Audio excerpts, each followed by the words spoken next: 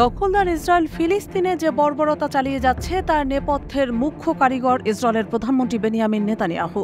গত প্রায় এক বছরে ফিলিস্তিনে প্রায় 10,000-এর বেশি বাড়ি বোমা হামলায় ধ্বংসস্তূপে পরিণত হয়েছে, আর নিহতের সংখ্যা ছাড়িয়েছে 40,000-এর বেশি, যার মধ্যে বেশিরভাগই নিরপরাধ নারী ও শিশু।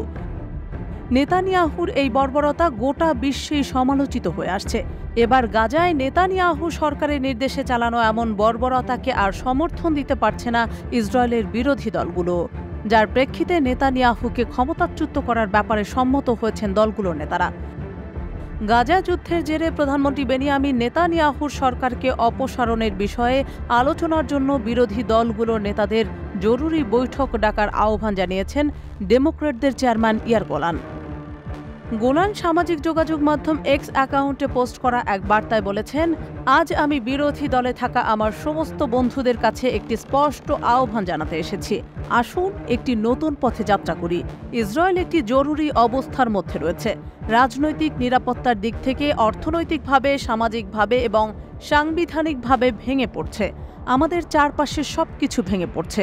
আমাদের অবশ্যই সমন্বিত, নিয়মতান্ত্রিক এবং ধারাবাহিকভাবে কাজ করতে হবে। ইয়ার গোলান বিরোধী দলের নেতাদের কাছে বার্তায় আরও বলেছেন, আমরা একটি যুদ্ধের মধ্যে আছি। 328 দিন ধরে বন্দী অবস্থায় আছি। হাজার হাজার বাস্তুচ্যুত মানুষ, অর্থনীতি ভেঙে পড়ছে। রিজার্ভ অফিসার ও সৈন্যরা টানেলের শেষে কোনো আলো না দেখেও দীর্ঘ সময় ধরে লড়াই করছে। সরকারের প্রতি জনগণের আস্থার সম্পূর্ণ অভাব দেখা দিয়েছে।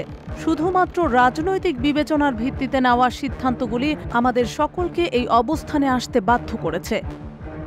গোলানের বিবৃতি ও বার্তার প্রতিক্রিয়ায় ইসরায়েলি বিরোধী নেতা ইয়ার ল্যাপিড এক্সে লিখেছেন, দেশকে ধ্বংসকারী বিপর্যয়কর সরকারকে উৎখাত না করা পর্যন্ত আমরা পর্দার সামনে এবং পিছনে বিরোধী দলের সকল অংশের সাথে কাজ চালিয়ে যাব।